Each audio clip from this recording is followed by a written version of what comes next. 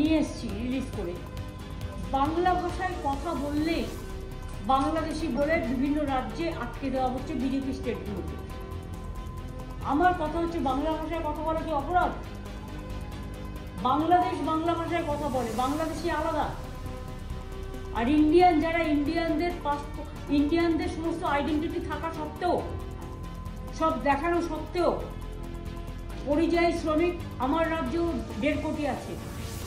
সব রাজ্যের লোক আমার রাজ্যে কাজ করে, তাদের তো আমরা কখনো অসম্মান করি না। কিন্তু আমাদের বাংলা ভাষায় কথা বলা কি অপরাধ? বাংলা ভাষায় কথা বললেই বাংলাদেশি বলে দেওয়া, তকমা দিয়ে তাকে আটকে দেওয়া হচ্ছে।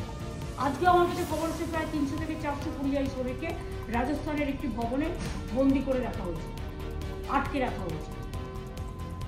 সেম জিনিস আরো অনেক রাজ্যে হয়েছে, যেখান থেকে আমরা অলরেডি তাদের নিয়ে এসেছি। এটা খুব দুর্ভাগ্যজনক ব্যাপার। তো আমি যদি গুজরাটে যাই, আমি গুজরাটি ভাষায় কথা বলি। আমি যদি রাজস্থানে যাই, আমি হিন্দি ভাষায় কথা বলি, যেটা জানি। আমি যদি বিহারে যাই, আমি হিন্দি ভাষায় কথা বলি, আমার তো কোনো আপত্তি নেই। বাংলা ভাষায় যারা কথা বলে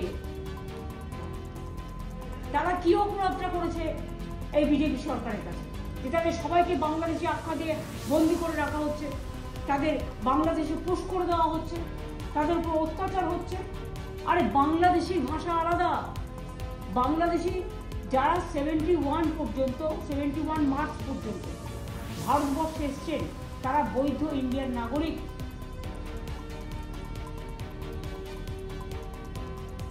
অ্যাজ পার বঙ্গবন্ধু মুজিবুর রহমান আর ইন্দিরা গান্ধী চুক্তি অনুযায়ী তখন তারা ছিলেন, তারা দেশের দায়িত্বে ছিলেন, এখন নেই।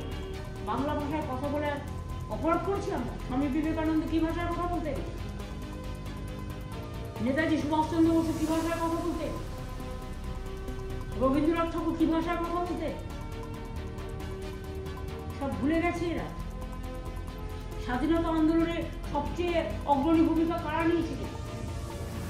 নবজাগরণ, সমাজ সংস্কার, সবকিছুতে বাংলা দেখলে পুরো তাদের অত্যাচার করতে হবে। তাহলে বলে দিন বাংলা নিষিদ্ধ। একেই তো এখানে প্রচণ্ড গরম টেম্পারেচার, তাদের নিজেদের নির্দিষ্ট ভাড়া বাড়ি থেকে ধরে নিয়ে গিয়ে ওইখানে আম্বেদকর ভবন বলে একটি ভবন আছে, খোলা মাঠে তাদেরকে প্রথমে রেখেছিল। তাদের বৈধ ডকুমেন্ট থাকা সত্ত্বেও তারা মানতে রাজি হয়নি, এবং আমরা অনেক ডকুমেন্ট আরও পাঠিয়েছিলাম বা পাঠাতে চেয়েছিলাম, সেটা তারা দেখবে না পুলিশ। তাদের বক্তব্য এই ঘরের মধ্যে থাকতে হবে, প্রয়োজনে তারা খাওয়াবে, কিন্তু তাদের বাইরে বেরাতে দিবে না। এবং তাদেরকে বাংলাদেশি বলছে, তোমরা বাংলা কথায় বলছো, তোমরা বাংলাদেশি, আমরা তোমাদের অনির্দিষ্টকাল পর্যন্ত এখানে রাখবো, প্রয়োজনে বাংলাদেশ পাঠানোর ব্যবস্থা করবো। সেখানে 300 থেকে 400 জন ছিল, তারা হয়রানির মধ্যেই ছিল। আমি মাননীয় মুখ্যমন্ত্রী মমতা বন্দ্যোপাধ্যায়কে আজকে বিধানসভায় পেয়েছিলাম, ওনাকে আমি জানিয়েছি বিষয়টা। আমি মাননীয় মুখ্যমন্ত্রীকে জানিয়েছি তড়িঘড়ি, আজকে বিধানসভায় উনি এসেছিলেন, অধিবেশনে আমিও ছিলাম। উনি নিজের ব্যাপারটা দেখেছেন, উনি খুব বিরক্তি প্রকাশ করেছেন এই বাংলাদেশি কথাটাতে করে। তারপরে উনি প্রশাসনের মাধ্যমে কথা বলে ওনাদের ছাড়ানোর ব্যবস্থা করেছেন।